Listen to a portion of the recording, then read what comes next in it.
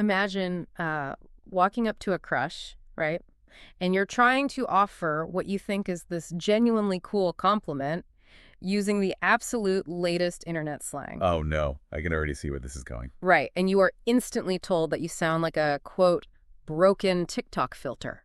Ouch. And then you just get blocked in 0.2 seconds. I mean, no hesitation, just absolute immediate social exile. That is brutal, but it's so accurate. It really is the ruthless reality of internet slang today. So welcome to the deep dive.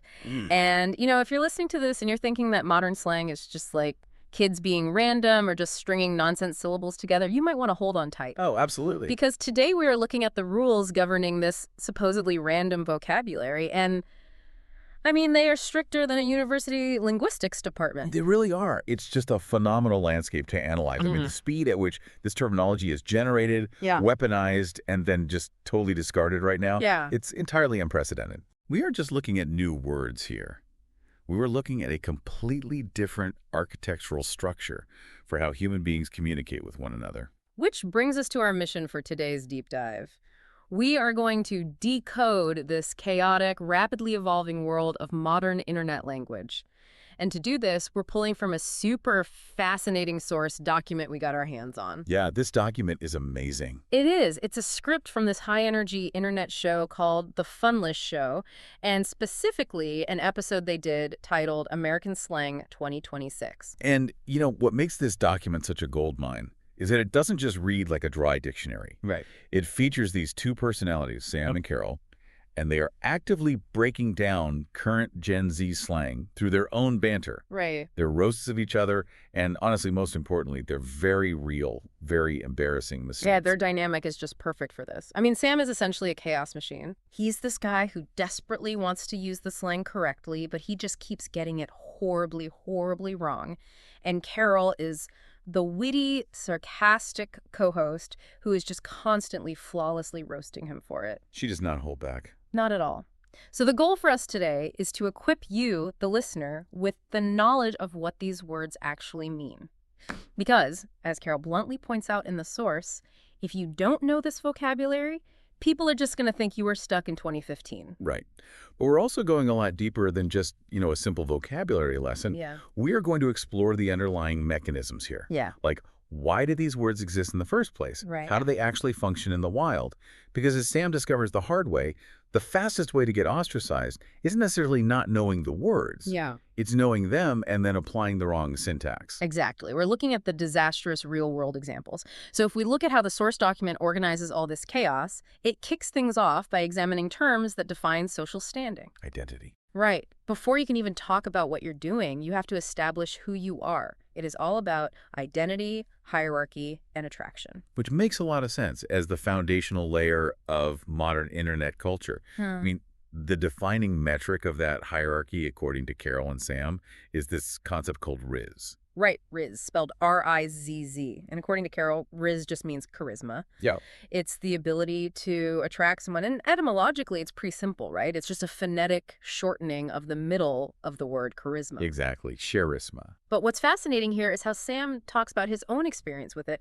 He actually complains to Carol that he has, quote, negative Rizz. That phrase is just... He says that when he just says hi to a girl, she tells him his Rizz is in the basement. I find that specific phrase, negative Rizz, to be incredibly revealing about the psychology of this generation. How so? Well, it implies that charisma is no longer this abstract, ethereal quality that you either just possess or you don't. It has been quantified. It is a measurable, trackable resource. Okay, I was actually thinking about this, and it feels exactly like having a bad social credit score. Yes. Right? You aren't just starting at 0 when you walk up to someone at a party. If you have negative Rizz, you are actively in charisma debt. Oh, that's a great way to put it. You have to work twice as hard just to get back to neutral before you can even attempt to be charming. It's actually a bit more insidious than just a credit score, though. Because, a credit score tracks financial history, right? Right. But Rizz attempts to quantify human magnetism. Right. It really reflects how digitally native generations view all social interactions. Everything they do online is tracked, scored, liked, and ranked. So naturally, interpersonal charm gets treated like a quantifiable stat in a role-playing game. Like charisma +5. Exactly. You can level it up or In Sam's case, you can be penalized and end up in the negatives. So if Rizz is how you succeed in that highly quantified social hierarchy, what happens when you completely fail at it? And that perfectly segues into the next identity category they discuss, which is the sigma. Ah, the sigma. Yeah.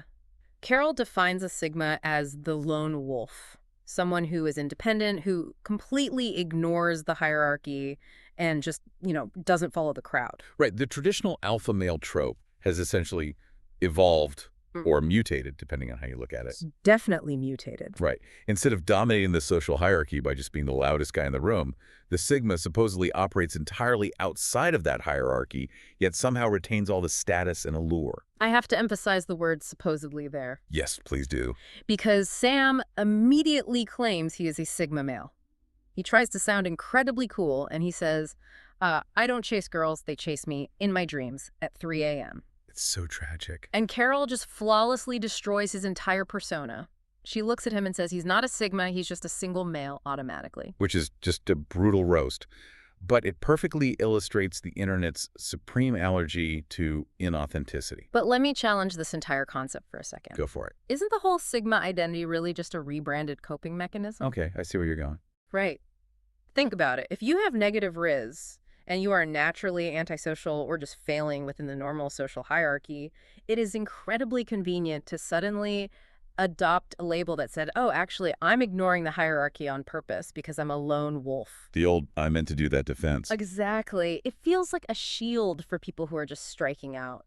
I completely see why you'd interpret it as a coping mechanism, but I actually think the source text implies something a bit different through Carol's reaction. Really? How so? It's not just that Sam is using it to cope, it's that the community fundamentally rejects self-assignment. Oh, interesting. Yeah, you cannot just declare yourself a sigma to mask your lack of Rizz. Yeah. The collective sees right through the rebranding. Identity in this digital space is assigned by the community, not self-proclaimed. When Sam tries to claim it, Carol instantly revokes it. Which perfectly sets up a term that is entirely assigned by the collective, and often aggressively so. Yes. GYATT, spelled G-Y-A-T. The source document approaches this one very carefully. It really does. It defines it as a term used to highlight someone with a very large posterior. It's an exclamation. It's pure shock at someone's physical proportions. But the detail that really caught my attention here wasn't the definition itself, but Sam's advice on how to handle being on the receiving end of it. Right, his survival guide. Yeah, he drops the jokes for a second, looks right at the camera and says, if someone says you have GYATT, just say thank you and run. Which is surprisingly pragmatic advice for a comedy show. It really is. But why run? Like, why is the instinct to flee from a compliment? Because it highlights the overwhelming, almost aggressive nature of internet compliment culture when it crosses over into the thoughtful world. Right. Terms like GYATT aren't whispered at a party. They are shouted. They are inherently disruptive. They completely blur the line between a compliment and a form of public spectacle. Oh, absolutely. The physical manifestation of an internet meme is terrifying. By saying thank you and run, Sam is acknowledging that receiving this kind of hyper-concentrated mimetic attention in real life is just incredibly overwhelming. Right. You acknowledge the social currency you've just been handed, and then you immediately evacuate before the situation devolves. Exactly. You do not want to stick around for what comes next. Okay, so we have the social hierarchy mapped out. You're either in Rizz debt, faking being a sigma and getting roasted for it, or running for your life from people shouting "Gyat" at you in public. Very stressful world. It is. But this is where the source document takes a sharp left turn. Once we move past how they categorize people, we have to look at how this slang describes the environment, and the language completely shifts gears here. It really does. It abandons the relatively structured, identity-based terms and enters into an absurdist lexicon. Yeah. It becomes highly surreal. The prime example of this, the absolute wild card of American slang 2026 is skibidi. Skibidi, yeah. This is a word that completely denies traditional linguistic categorization. According to the document, it can mean literally anything. Anything. Sam says it can mean bad, crazy, cool, or weird. And Carol gives a very specific example. She says, my exam result was so skibidi, I wanted to disappear. So in that specific context, it clearly means terrible or disastrous. What's fascinating here is that linguistically, we are looking at a floating signifier. A floating signifier? Yeah, it is a word that has been intentionally stripped of any fixed underlying meaning. Its definition is entirely dictated by the tone of voice, the context of the sentence, and the micro-expressions of the person saying it. Okay, I am going to push back hard on the utility of this. Go ahead. Because if a word can mean good, bad, crazy, or weird, depending purely on the vibe of the room, it is essentially the linguistic equivalent of a blank Scrabble tile. A blank Scrabble tile. Go ahead. Right. It has zero intrinsic value. It means nothing on its own. You are just placing a blank tile on the board, offering absolutely no real information, and you're forcing the listener to do all the work of guessing what letter it's supposed to be. It just feels like a linguistic cop-out to me. I understand the frustration there, but I have to completely disagree with the Scrabble analogy. Really? Why? The blankness is no flaw. It is a highly sophisticated security feature. Wait, a security feature? Yes. The utility of Skibidi isn't in conveying precise information about the exam. The utility is in signaling in-group belonging. Oh. Think about it. When Carol says her exam was Skibidi, she isn't just communicating a failure.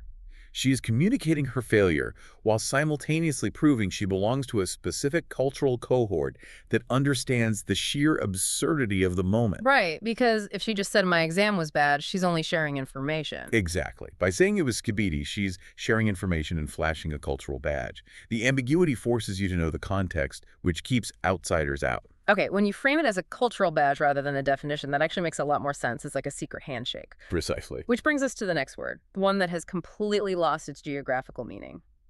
Ohio. Yes. The state of Ohio has somehow morphed into an adjective. Sam gives the example, my life is pure Ohio right now, meaning he is in a weird, chaotic, or crazy situation. My question is, how does a physical landmass with millions of people become a synonym for surreal chaos? It is a perfect case study in how internet algorithms flatten reality. What do you mean by that? Well, it originally stems from a series of niche internet memes that jokingly presented Ohio as a bizarre, lawless wasteland where the normal rules of physics and society don't apply. Right, the whole only in Ohio meme. Exactly. But because of how fast digital culture processes and repeats information, that random joke mutated. The algorithm needed a shorthand for weird and inescapable, and it latched onto Ohio. Suddenly, an entire geographical region is permanently etched into the global lexicon as a state of mind. It shows how quickly internet folklore can completely overwrite physical reality. The algorithmic flattening of reality. My life is pure Ohio. It's so absurd, but it actually works. It really does. Now, the source document also touches on a couple of terms that feel a bit more grounded, but they act as essential pillars for this vocabulary. Bussin and No Cap. These are the markers of positive affirmation and truth in a dialect that is otherwise completely drenched in irony. Right. Carol defines bussin as very good or delicious. Sam uses it to describe a good biryani, and he adds far for R at the end, which stands for real, for real. It's the ultimate compliment for a meal. And then no cap translates to no lie or I am being completely serious. Carol actually acts this out by saying, I have Rizz no cap, before she immediately breaks character and fails because she can't even say it with a straight face. But look at why they need a phrase like no cap. Okay. If you are communicating in a landscape filled with irony, sarcasm, floating signifiers like Skibidi, and surreal states of being like Ohio, you desperately need a linguistic anchor. Right, because otherwise nothing means anything. Exactly. No cap is the marker that tells the listener, hey, I am momentarily stepping out of the irony to tell you the absolute truth. You need a safe word for sincerity. A safe word for sincerity, yes. That brings us to the most highly specific, hyper-specialized term in the entire document, Fanum Tax. This is a phenomenal example of how niche internet microcultures generate universal slang. The source defines Fanum Tax as the act of stealing someone's food. Not borrowing, stealing, like reaching over and taking a fry from a friend's plate. Yes. Carol warns Sam, don't Fanum Tax my fries or we are fighting. It's a very specific, almost entitled taking of a portion of someone else's meal. And this originates from a specific internet creator named Fanum, who would jokingly, quote-unquote, tax his friends' meals on camera during their streams. Ah, okay. What's vital here is how parasocial relationships work. A hyper-specific inside joke among a small group of streamers was observed by millions of viewers who felt like they were part of that friend group. Right. They then adopted that inside joke into their own lives as a legitimate noun and verb. Okay, so we have the vocabulary down. We know what Rizz, Gyat, Skibidi, Ohio, and Fanum Tax mean. We have decoded the dictionary definitions. But As the second half of the source document makes painfully clear, knowing the vocabulary is only half the battle. This is where it gets incredibly dangerous for the uninitiated. So dangerous. Knowing the words without knowing the unwritten rules of application is like being handed a loaded, socially awkward weapon. The source gives us these act-outs of real-life scenarios, and it reveals this incredibly complex web of rules that dictate whether you achieve social success or if you descend into absolute irredeemable cringe. It is the difference between simply translating a language and actually understanding its cultural syntax. Let's look at the first scenario they act out, the crush fail. Oh, this one hurts. It really does. Yeah. Sam decides he's going to use all his new vocabulary to try and impress a girl. He walks up and says, literally, hey, you have so much Rizz, your Gyat is Bussin No Cap. Which is an absolute catastrophic car crash of a sentence. Carol cringes so hard she physically recoils. She tells him he sounds like a, quote, broken TikTok filter. And the result of this interaction, he gets blocked in 0.2 seconds. Yep. But I really want to unpack the psychology of that cringe. Why is it so deeply uncomfortable to hear him say that? It highlights the unwritten rule of density. Density. Yeah. When you string too many high-value slang terms together in a single breath, it destroys the illusion of natural speech. It plunges you right into the uncanny valley of language. Wow, the uncanny valley of language. That is exactly it. Right. It sounds almost like English, but fundamentally broken. It proves you're trying too hard, which immediately negates any Rizz you might have had. It reveals that you are a tourist reading from a phrase book, not a native speaker of the culture. A broken TikTok filter. It's such a visceral image of someone just glitching out and spitting buzzwords, but the mistakes in the document get even more subtle than that. In the second scenario, the party misinterpretation, someone tries to compliment a party. Yes. Carol acts at a scenario where a guest says, this party is so Sigma, everyone is Skibidi. And Sam has to point out that she just deeply insulted the host. She did. She tried to be cool, but she actually called the party weird and crazy. This demonstrates the danger of semantic bleed. Words like Sigma and Skibidi carry a cool, edgy aura online.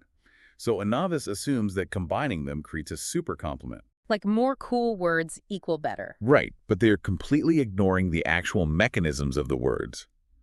A party, as an inanimate event, cannot be a lone wolf. Right. And calling the attendees a floating signifier for weirdness is incredibly insulting.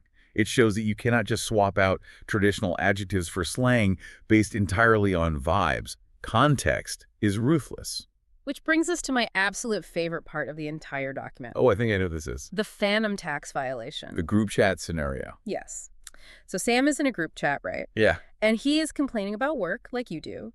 And he types, guys, my boss is giving me Fanum Tax on my salary. And Carol just bursts out laughing at him. She brutally mocks him. She explains that a boss withholding money is just stealing or, actual government taxes. Exactly. Fanum Tax strictly, legally, and exclusively applies to food. It is a non-negotiable boundary of the word's definition. But this is what I find so fascinating. Think about the irony here. Gen Z slang is constantly dismissed by older generations like a confused parent or a manager in an office as this chaotic, lawless rebellion against traditional English.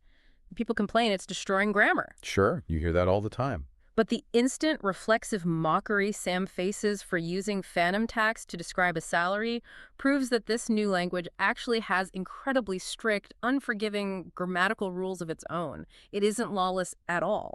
You're exactly right to point out that irony. That is the fundamental truth of all slang, but especially this digital iteration. It is never actually lawless. It just operates on a different, highly accelerated set of laws. Right. Think of these rigid rules not as grammar, but as an immune system response. An immune system? How so? When a community enforces a rule as arbitrary as, well, Fanum Tax only applies to carbohydrates, never to currency, they're testing for pathogens. Whoa, pathogens. They are testing who actually belongs to the culture and who is just a corporate brand or an older person mimicking it. The strictness of the rule is how the community protects itself from being co-opted. If you mess up the application, like Sam did with the salary, the immune system identifies you as a foreign body and immediately attacks. And the punishment for triggering that immune system is severe. The source document ends with a segment where they actually read viewer stories about public shaming. The modern digital pillory. Exactly. One viewer submitted a story where they publicly commented on a photo saying, my crush has mad gyat. Oh, no. And Sam's reaction isn't just to laugh, it is pure terror. He says, bro, you can't say that publicly. She will send you to Ohio. Right. Meaning she will permanently exile you to the weird, cringe wasteland of social isolation. It reinforces that the medium is just as important as the message. How so? Well, you might actually know the textbook definition of GYATT. But if you lack the contextual intelligence to know that you do not put that hyper-aggressive internet term in a public permanent comment section attached to your real name, you have made a fatal error. So what does this all mean for you, the listener? I mean, we've laughed at Sam's negative Rizz, we've broken down Carol's roasts, but the underlying message of American slang 2026 is actually pretty sobering when you step back and look at it. It is deeply sobering. The summary takeaway here is that while words like Rizz, Skibidi, and Fanum Tax might sound to untrained ears like temporary disposable internet nonsense, they're actually incredibly complex linguistic tools. Right. They require a remarkably high level of contextual intelligence, timing, and cultural awareness to use correctly. You can't just memorize the definitions like a vocabulary test. You have to understand the density rules, the specific application boundaries, and the appropriate mediums. Exactly. The advice from the source is crystal clear. Tread very carefully with these terms in real life. Unless you want to go viral for all the wrong reasons, sometimes it is better to just observe the language rather than trying to clumsily speak it. Ignorance might make you look like you're stuck in 2015, but forced incorrect fluency will make you look entirely out of touch with reality. You become the broken filter. Which leaves us with a final thought to mull over, and honestly, it's a bit existentially terrifying. Oh. We are watching language evolve at the speed of the internet algorithm. Words are born, mutated, and locked behind strict unwritten rules in a matter of weeks, driven by incredibly niche digital contexts. Yeah. If this linguistic acceleration continues to compound year after year, where does it end? Are we rapidly moving toward a future where we won't be able to communicate effectively with people just 5 or 10 years younger than us without first reading their entire digital footprint? It's a fascinating and frankly isolating prospect. We might soon reach a point where the generational language gap is so wide, we will literally need an algorithmic translator just to have a coherent dinner conversation with our younger siblings. From the comforting dictionary map pointing exactly at what a chair is, to a burning digital landscape of blank Scrabble tiles and immune system grammar. Good luck navigating Ohio, everyone.